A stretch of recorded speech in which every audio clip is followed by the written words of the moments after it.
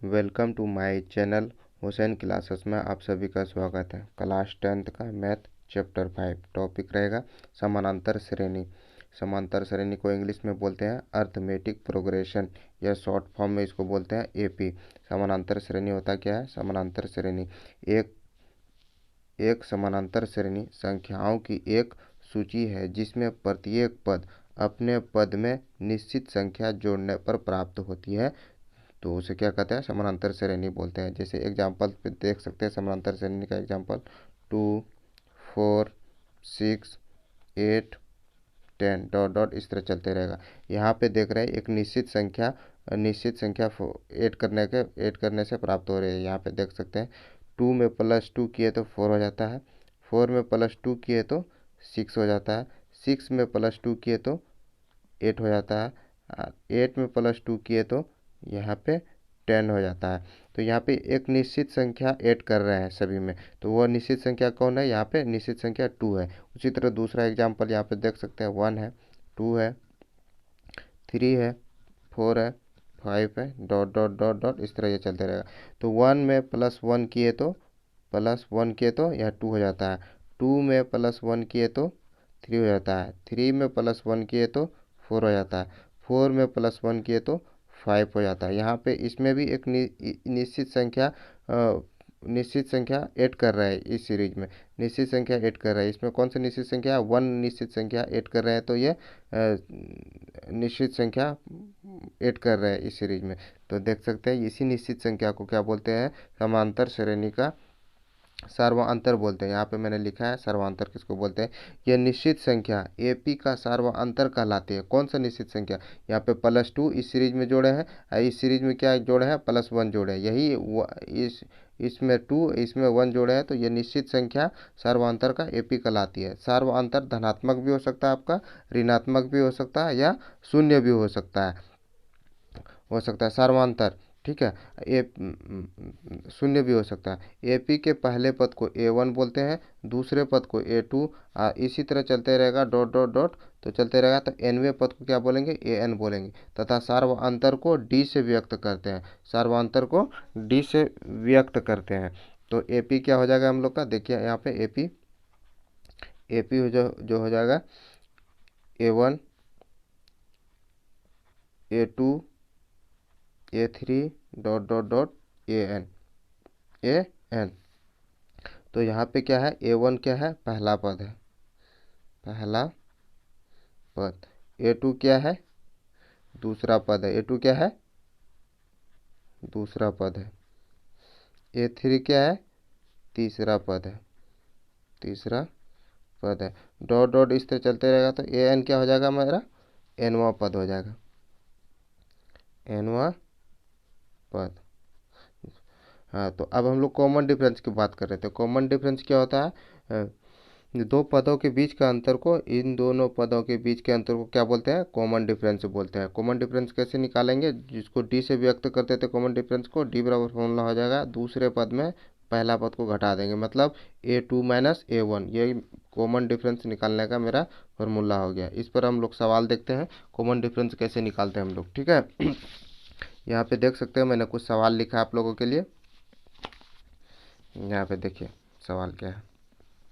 Exercise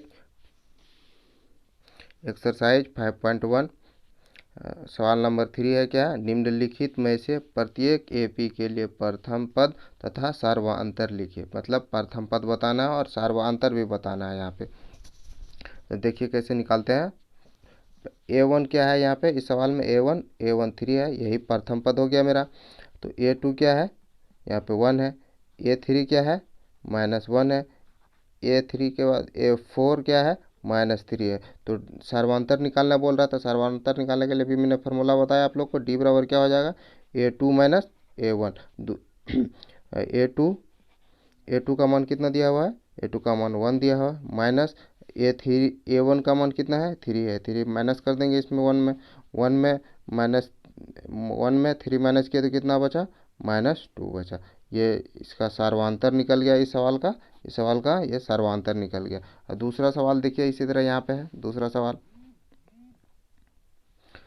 सवाल यहाँ पे दिया हुआ है AP का सीरीज दिया हुआ है, तो इसमें हमको पहला पद बताना है और सर्वांतर बताना है।